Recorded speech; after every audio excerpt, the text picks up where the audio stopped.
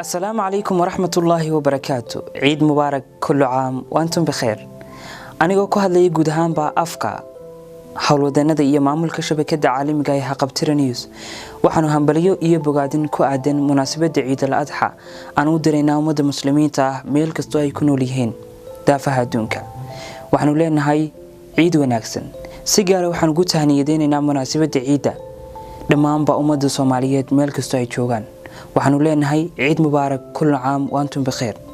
Ilaahay subhanahu wa ta'ala waxaan inooga rajaynaynaa inuu ciidan ciideeda inagu gaarsiiyo caafimaad qab, barwaaqo, cimri dherer iyo nabadgelyo buuxda. Si gooniyo waxaan ugu tahniyadeynaynaa oo Ilaahay subhanahu wa ta'ala u weydiinaynaa walaalaha ku sugan ama gudanaya waajibaadka xajka in Ilaahay subhanahu wa ta'ala ka aqbalo inagana oo inaga yeelo kuwii guta tiirka muhiimka ah ee diinteena suuban islaamka.